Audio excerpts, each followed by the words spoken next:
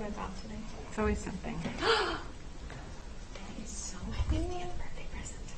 Oh my gosh. Are you ready? Yep, we're ready. Birthday, that's. All right. I'd like to call to order the Monday, August 2nd meeting of the Monona City Council. Will the clerk please call the roll? Alder Thomas? Alder Thomas? You're muted? Here. Okay. Alder Goforth? Here. Alder Groupie? Here. Is Alder Moore not here? I do not see her in the meeting. Okay. Alder Wood? Here. Alder Core? Here. Mayor O'Connor? Here. Please rise for the Pledge of Allegiance. I pledge allegiance to the flag of the United States of America and to the republic for which it stands, one nation, under God, indivisible, with liberty and justice for all. Is there a motion to approve the minutes of the July 19th meeting? I'll move to approve. Second. Any questions or corrections? And I can only see half of the room, so I'm not sure if Jen or Doug have anything to say. I can't see them. Will, can you zoom out the? There's no one has any other corrections to the minutes. Okay. Joan, I just had two things on the second page of the minutes. What I think is the second paragraph when you begin talking about the public safety facility. Okay.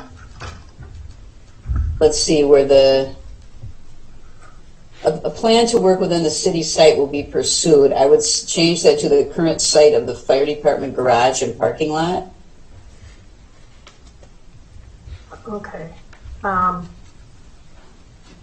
It's like the fifth line down. Boy. And then the city Well, is... I'm sorry, let me get that. I'll just write it in and figure out where it goes. I don't find that line. The plan, say it again. It starts with the Mayor O'Connor began discussion and update on the new public safety site. It's on page 2 of the minutes. First paragraph under new business, Joan. Yeah, it's like the fifth line down. Oh, there we go. Yeah. Okay, I got it, found it. Change a plan to work within the city site to the current plan to work within the current site of the fire department garage and parking lot.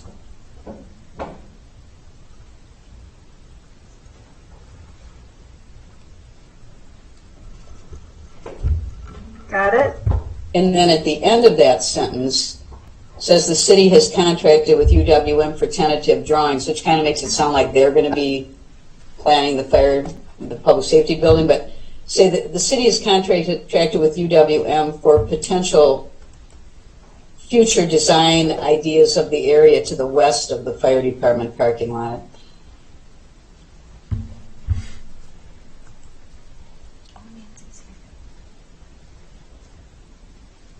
Or west of the, Fire department parking lot.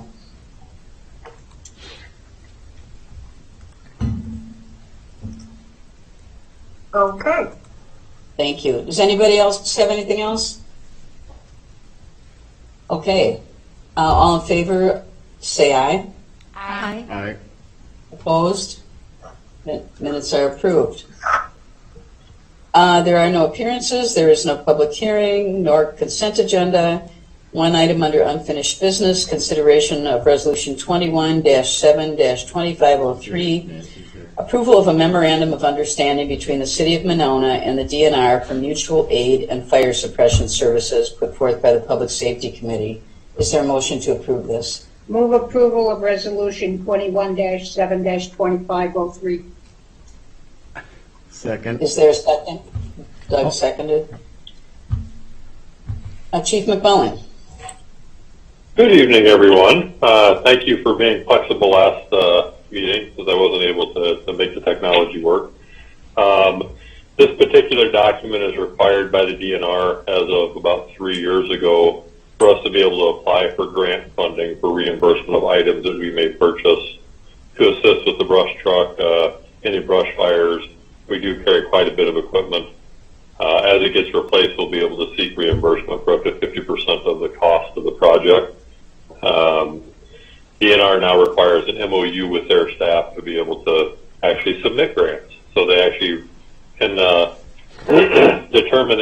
functioning fire department, because that was one of the concerns in the past several years of people applying for grants that weren't actually in the business of putting out fires. So that's where this document came from. And is this basically an MOU that between, for mutual support, kind of, is that the? Correct. All of Dane County is a co-op area, as the DNR defines it. So we all basically work together for any type of wildfire or brush fire as needed. Okay. Does anybody else have any questions? Hearing none, all in favor, at least, Brian, you're going to have to tell me if anyone there has questions, because I can't tell. Yep. So no one, I assume? No. Okay, all in favor say aye. Aye. Aye. Opposed? Motion passes. Thank you. You're welcome. Next item under new business 2A, consideration of resolution 21-8-2404, approval to submit 2020 compliance maintenance annual report, CMAR, review and recommendations put forth by the Public Works Director, and this is started for immediate approval. Move to suspend the rules and take this item out of order. I'll second. All in favor say aye. Aye. Aye. Is there a motion to approve this? Move approval. Second. Dan? Mayor, thank you, Council. This is the annual report card to the DNR for our sanitary sewer collection system for the operations and maintenance and financial management for 2020. We go through this every year. The DNR likes to ensure that we have continued City Council backing for our sanitary sewer system. It's something that they require every wastewater system and every collection system to do throughout Wisconsin. So what's in front of you tonight, I'm asking for your approval of this resolution to accept this report. Once again, we have a report card of an A for the operations and maintenance and financial management of the system. Some key highlights of the report card. We do have 7 lift stations throughout the system, and we have 1 small grinder pump station on the north end of the city. Items for our future planning include reviewing 4 of our older lift stations to see if it's feasible to convert those to the more modern style submersible pumping stations. We have that on the capital agenda for this year as well as next year. We're also have planning for continued review, looking for inflow and infiltration in the sanitary sewer system, and we'll talk about that later tonight as well. We want to continue to address the deficiencies by lining our sanitary sewer main, open cutting, and completing spot repairs if we need to, or replacement through local road reconstruction programs. As far as the 2020 program, we cleaned roughly 7% of our system, and we inspected roughly 36% of the system. And to give you an idea of how many miles of sewer we have, in Monona, we have just over 39 miles of sewer.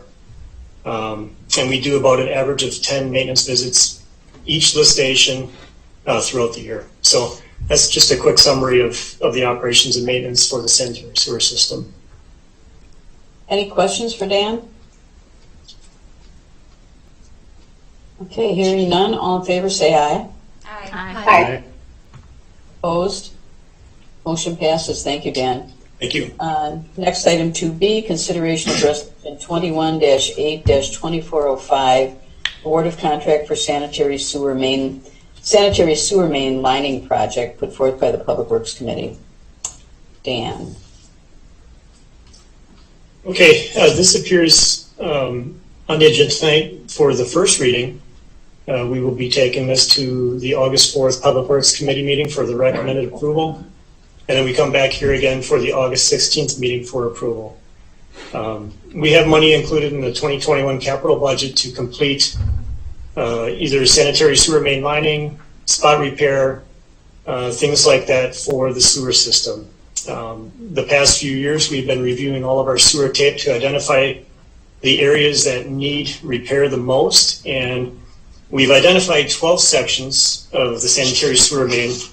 And today I emailed you all a copy of the map of the 12 locations, but because we have so much linear footage that needs attention, we put 6 items in the bid. So those first items for the bid come to just, let's see, just over 4,526 feet of sewer main that are going to line. We opened bids on July 22nd. We had 3 bidders for this work, and Busy Sewer provided the low bid, $135,132.90. We have worked with Busy Sewer before. We've done probably about 3 or 4 locations of emergency main repair with that company in about the past 4 to 5 years. So the work that we don't get done this year that was on our list will be coming forward through the capital budget process, seeking funding for next year to continue this work. But for tonight, again, it's just the first read to update you on the bid award, and then I'll be taking this to Public Works again, and then back here at Council on the 16th. So is there any questions that you might have on this topic? Alder Core has a question. So my question's more logistical. So we've got a $39,000 contingency. If we don't use that, does that, assumingly that carries over to 2022 to use, but does that end up in like a separate line item so that we know that we have $39,000 for this specific project next year, since we know we're going to do this next year, or does that end up in fund balance and we have to like ask for it? Yeah, I mean, typically separate from this project, it would end up in fund balance, but if we want to specifically allocate it to something else, we can do that. Okay. I just don't want that to get lost in the shuffle, that we have to then ask for that $39,000 when we have it now. Alder Thomas? Yeah, I mean, I think you have 2 options. You can go into the fund balance, and if you have a need, you can ask for it. Or at the last meeting, you can request to have carryover to be used for public works projects or Winnequa Road sidewalks or whatever. I mean, there's the option of doing that. I mean, that's the way we've done it in the past anyway. Anyone else? Alder Core? Well, I guess I'd like to just see us move this directly over into next year's sewer lining, because we know we need to have it done. We have the money now. If we don't need to spend it all this year, then we can spend it next year. So we do that in just like in December, before the books are closed out, and in the end of this year, at least that's how we've done it in the past. The motion. The final bills come in by then, I suppose. Yeah, it's typically when we'd see all the bills for this project and we could see what balance would be left in this particular line item. Brian, you want to just make a note of that? Yep. And Anything for the else? manual, excuse me? I'm sorry, go on. For the manual, the project is supposed to be done by November 12th. So if there's any contingencies as part of that, part of the project, we should know by the end of the year what kind of balance we have left. Anyone else? Okay, then one more item for Dan, consideration of ordinance 8-21-742, amending chapter 395-2 of the Code of Ordinances to require an affidavit for right-of-way, also put forth by the Public Works Commission. Okay, thank you, Mayor. In your packet tonight, we have this affidavit for the amendment to the chapter 395-2 as it pertains to the right-of-way in the city of Monona. Alder Wood brought this to my attention, as well as Alder Core and Alder Thompson, and we did send it to City Attorney Cole for his editing. The copy that is in the packet tonight has his comments. We have a clean version, we have a red line version. So I'm just going to go through and point out basically the highlights of the red line version of for the nuts and bolts of this affidavit. Chapter 395-2 requires all work done in the street right of way to have a permit be obtained by the contractor. The amendment is requiring all contractors and subcontractors who apply for a right-of-way permit to provide a signed affidavit which certifies they are qualified and in compliance with local, state, and federal regulations before being approved to excavate in Monona owned or controlled street right-of-way. So if you go right to the red line version, I'm going to be referencing paragraph B. 1 through 4 is the main criteria for this affidavit that contractors are going to have to fill out. They have to provide proof of authorization or registration to transact business in the state by the Department of Financial Institutions in compliance with state statutes. They have to have a representation and warranty that the entity is not, at the time of submission of the permit application, debarred by any federal or state agency. A representation and warranty that the entity is familiar with and agrees to follow Wisconsin one-call requirements for the project and maintains a safety program. They have not been in OSHA's severe violator enforcement program in the previous 2 years, and whatever additional information the department may require to ensure that the entity will safely perform the work, and a copy of a written plan meeting the requirements of the state statutes, and a representation and warranty that the entity is in compliance with the testing requirements as set forth in state statutes. A contractor and subcontractor failing to provide the required affidavit or failing to meet the affidavit criteria shall not be allowed to excavate within or place any facilities within, over, and or any municipal property in Monona controlled right-of-way. So this comes before you in light of what happened in Sun Prairie previously when they had underground boring contractor pierce a natural gas main and cause the explosion. So this is language that subcontractors and contractors will have to abide by moving forward. What this does not cover is any homeowner taking out a right-of-way permit to perform any work themselves. That is typically planting trees, shrubs, mailbox posts, things like that. The typical homeowner takes a permit out for. So any subcontractor and contractor will be required to fill this out before staff approves any right-of-way permit, giving them approval to proceed with work. So this is here for the first reading tonight, and I believe this will be on the August 4th Public Works Committee agenda as well, and back here on the 16th. So if you have any questions, I'll do my best to answer them, and if I don't have the answers, I can find them. Anyone have any questions? Alder Thomas. And once, if you are a contractor who does regular work in Monona and you file an affidavit, say on June 1st, and you have another job, 2 blocks away down the street the next week, you have to fill out an affidavit each and every time, or is one sufficient for like a annual basis? This is something for clarification, but I would think if one is kept on record per year, one submission per year, similar to the insurance requirements that we have, the consistent contractors turn in an annual submission from their insurance carrier. I would check with the administrator and Attorney Cole to see if that would be something that would suffice, a once a year submission for the routine contractors of the city. MG&E would be one. We have a running permit program with MG&E. They probably take out over 100 permits a year in the city, so I would think one would suffice, but we'll double check that. Yeah, I'm betting it'll come up at Public Works. Yep. Is that Alder Groupie? Yes.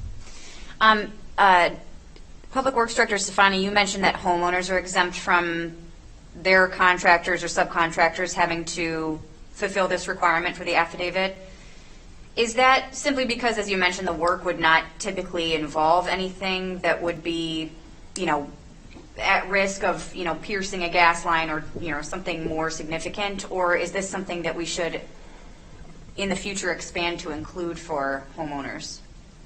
The way the template reads that we received, if a homeowner contracts with a contractor, they will have to comply. Oh, they If will. If a homeowner takes out the permit themselves, calls Digger Hotline themselves, and completes the work themselves, according to this affidavit, they do not have to take this out. At least that's to my understanding the way I read it. It's geared towards anyone who excavates, and those are contractors and subcontractors. But yeah, if a homeowner hires a contractor, the contractor will have to submit this affidavit. Got it. Thanks for the clarification. I obviously misunderstood that point, so thank you. Okay. Anyone else? Alder Okay, Goforth. thank you, Dan. Alder Goforth's got a question. I just wanted to make a comment and thank the alders and Director Stefani for bringing this forward. It's definitely an important measure, an important provision for the city. Thanks for your work on that. Thank you.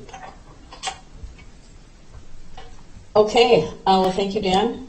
I think that takes care of our new business section of the evening, so we will move on to reports of committees, etc. Before we get to that, I would just like to take a few minutes to acknowledge the unexpected death last week of former Monona resident Walter Jankowski.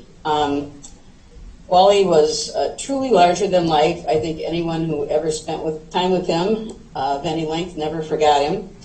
On a personal level, he was a much-loved part of my Arrowhead Park neighborhood group for the past 30 years, even after he left Monona. Professionally, Walter was a very talented facilitator and trainer. Over the years, he contributed his time and energy to several projects for Monona, including the library's strategic plan, 2 library director searches, our most recent strategic plan, which I think was done in 2014. And in recent weeks, he and I have been talking about 2 new projects that I hope to hire him for. So his death is a real loss to the community, and please keep his family in your thoughts in the weeks to come. We'll move on. Does anyone have any updates or discussion on diversity, equity, and inclusion efforts? It's me, Alder Groupie. I can't remember if I have mentioned this at previous meetings, but I know that Alder Goforth and Administrator Gatto have been discussing different parameters and precautions for protecting mounds, various mound sites at San Damiano, and I've been working with Parks and the Sustainability Committee on how to more appropriately and respectfully care for Outlet Mound on Ridgewood Road in Monona. So I just wanted to let you know that I'm working on accruing different like Lakeshore Preserve information and information from UW and the Historical Society about best practices for mound care, and I think we can use those tools moving forward with new parks or sites that are, developed or uncovered as we continue to expand in our city. Okay, thank you. And I know this issue of the mounds at San Damiano has come up a couple of times, and we are in the process of hiring someone to do a archaeological survey there, because we've talked to both the Historical Society and some members of the Ho-Chunk tribe, and there is no conclusive evidence of mounds existing there right now, so we're hoping to get a better idea of what the situation is with the archaeological survey. And in the meantime, Brian Gatto has gone out and put some markings, some signs and things near a couple of areas that might possibly be mounds, asking people to stay off of those. So we do hope to have some further answers about that soon. Anyone else? Mayor, would this be a good time to, I could talk just a little about the DEI committee that just met? Sure. Yep, that's what this is for. Okay. Yeah, the Diversity, Inclusion, and Equity Committee just met last Wednesday, and or Thursday, sorry. Fantastic group of residents, really a broad group of people with diverse backgrounds, school district connections as well. And it was more of just a kind of a get to know each other introduction, and kind of do some housekeeping and working on setting up our future meeting schedule. But I just wanted to say it was really a fantastic group, and thanks for pulling that together. So. You're welcome. No, I attended the first, well, for the most part of the meeting, except a little bit at the end. Yeah, I thought it was a really good hearing from everybody and what their situation was and their thoughts, and I think I have high hopes going forward. So. I should say, I should acknowledge Jason Chung and his, as the chair. His leadership style is really nice, and really excited to work with him. Great. I think it's going to be a good group. Anyone else? have any updates? Okay. And Brian, of course, is staffing the Diversity and Equity Committee, so. Along with staff from the Nehemiah Center. Right, along with Harry and Karen who are there as well, so. Okay, we will move on to committee reports. Alder Thomas. No report. Alder Groupie. Tomorrow, Tuesday the 3rd, is another summer concert in Winnequa Park. It's Carl Davick and Friends, local resident and teacher. They will be performing at the gazebo starting at 6:30. Thank you. Food carts will be coming around 5:30, and it's always a great time, and I know that Carl is beloved by many in the community. So that's tomorrow night. August 10th, and others may talk about this, is National Night Out, tentatively at this point. And Wheelhouse will be performing.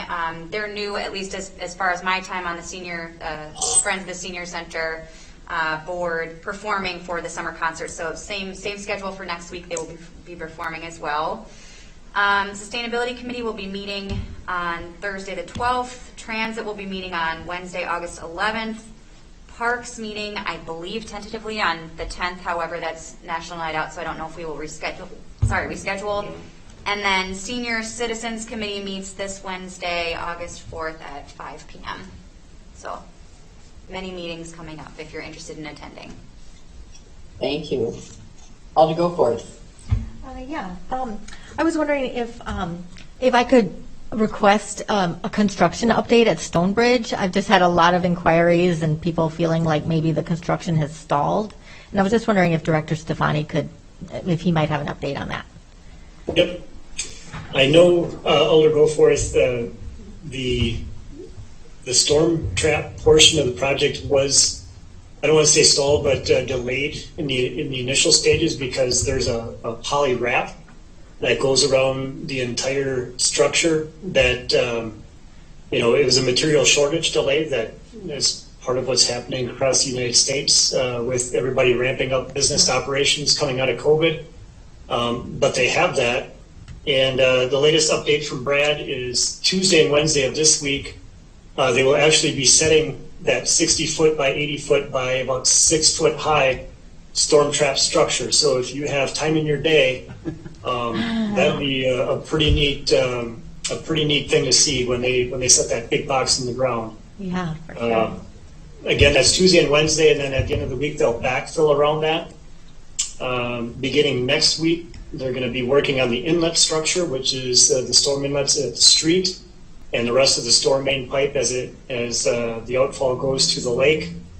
They're looking at about a mid-September timeframe for being finished. That's the latest we've heard on that. But as far as the storm work, that would be the schedule. Oh, excellent. Thanks so much. Sure. Thank you. You're welcome. Yeah, and then Alder Goforth. Oh, did you have some? just a couple other things. Yeah, I just didn't want to miss that one. I wanted to make sure too that people knew that Monona Bait and Ice Cream Shop and Monona Motors are open for business despite the road construction down there. The owner of the bait shop told me he saw a little dip in his business, and it seems like people might think he's not open. So he is open and he's ready to serve. Hard scoop ice cream. Just to address that, I did ask Brian to talk to Public Works about putting some open for business signs on the road closed signs today. So, Wonderful. Brian, hopefully that's happening soon. Yeah, we're trying to locate some of those signs. Okay, wonderful. Thanks. Dan? If I could, we're going to try and tackle that tomorrow. We do have posts and base at the shop that we can set out, similar to what we put out from Monona Drive a few years ago. But we're working internally with Doug, and I think he's contacted MESPA to locate some of those business open signs. But one way or the other, tomorrow or by Wednesday, we'll have something out there. Awesome. Thanks so much. Thank you. And then I just wanted to mention that on Wednesday, August 4th, at the East Side Club at 6 o'clock, I'm hosting a meet and greet with the Dane County Sheriff candidate, Calvin Barrett. So that's open for anyone who'd like to attend. And then as far as the committee report, my committee, my transit committee got canceled, so we're still kind of waiting to review the RFPs there. And then Landmarks Committee will be meeting August 11th. The plan so far is meeting in person at 4:30 p.m. Okay. Thanks. Alder Wood, No report. Alder Coeur, No report. Alder Moore, No report. Dan, did you have anything else to report? Quickly, no more than a minute. The water tower painting, I don't know if anybody has seen the progress there, but the second coat of paint should be on. That project should be wrapping up pretty quick. Pirate Island Bridge reconstruction, MG&E is going to be completing their undergrounding this week and next week, and possibly the week of August 9th. The contractor, our contractor, will be out starting work, if not that week, the week of August 16th. Gateway Green Store project, from what Brad delivered this morning, they're getting ready to start completing the street portions, at least on Sylvan. The inlets are nearly complete there. That project is on schedule. Mill and overlay, I believe that will be happening the week of August 9th as well. So we're on schedule for that. Other than that, I think that's it for updates. Sounds like plenty going on. Thank you. Joan, did you have anything to report? No report, thank you, Mayor. Chief Cheney Austin? Hello, Council, hello, Mayor. Thank you. I did put out a press release regarding our two new hire officers. So Julie Ribeiro out of Middleton and Emma Gonzalez out of Stoughton, Wisconsin will be our new police officers. They will be sworn in on August 12th at 9 a.m. So that is good news, and more information, brief information about their bio is in the press release if you've not had a chance to read that. And I also plan to have them make appearances before PSC and this body, just to introduce themselves and get them used to public speaking. Lucky them. And then a couple of things in the works. Thank you, Alder Grouper, for pointing out the National Night Out, August 10th at Winnequa Park at 5:30. And then I will be starting what I've titled a Stroll with the Chief campaign. It's an opportunity for me to meet folks in our community, to promote healthy and active lifestyle of getting out and about and walking, but also hoping to do this around various sights and sounds of Monona that some might be popular and some might be less known. As I get to learn our community more, I really enjoyed a recent walk around the islands, as they're called here, and so that was a good opportunity for me to really get an education in all the nooks and crannies and some of the history of our great city. And so to an earlier point that was made with Alder Groupie, in my conversations with Ho-Chunk and others, I do also plan on highlighting some of the historical landmarks throughout Monona as well. And so if anybody has any suggestions on places I should stop or places I should highlight in social media posts, please reach out and let me know. And that was all I have, Mayor. Thank you. Okay, thank you. Chief McMullen? I am going to be equally brief tonight because everybody's been so brief. The Pirate Island Bridge reconstruction presents a unique firefighting challenge. With that bridge construction started, we can no longer get our fire equipment across the bridge during the entire reconstruction portion. It's not wide enough. So we have devised a unique solution. We will be staging some fire equipment on Pirate Island in a storage locker or storage unit. So all we have to get across are people. We spoke with the primary building owner over there, and he was very appreciative of not just our efforts, but also even thinking of that to make sure that we're covering the island as well during the reconstruction. So you may see something appear on Pirate Island in the next few days, which will be our storage locker for fire equipment. Other than that, National Night Out, we're looking forward to it next week. And we should be having another volunteer process probably in September. Currently, I still have, as of today, probably 9 more applications to go through. People are very interested in joining the department, so we're going to continue building up our volunteer staff. And I will not be joining Chief Cheney Austin on all of his strolls with the chief, but you can at least likely see me on 1 or 2 of them. So. Okay, well, thank you. Administrator Gatto. Thank you. Just one item. So as we're seeing the trend increase in COVID cases, particularly with the Delta strain, we, like many other municipalities, are just taking a look at our policies. As of now, we're not going to make any changes in terms of closing any access to city facilities or absolutely requiring masks or any sort of mask mandate. There will be some certain situations where employees that are working with high-risk populations will be masked. And if there was to be something that comes down the line from Dane County Public Health to institute some sort of mask mandate or something else, we'll obviously track that and maybe make adjustments as need be. But as of now, we're kind of in a monitor mode, and we'll make adjustments as need be. So it may be the case, depending on how trends are in the next couple weeks. This council meeting or other meetings may be suggested to go to all virtual, but we won't make that call until we get a little bit closer to the next couple of days here. Okay, thank you. Okay, we have one appointment, Dan Kramers to the License Review Committee, effective immediately through April 2023. Is there a motion to approve that? So moved. Second. All in favor, say aye. Aye. Aye. Motion is approved. Is there a motion to adjourn? Move to adjourn. Second. All in favor, say aye. Aye. We are adjourned. Thank you. Good night, all. Good night, Good everyone. night. Very well.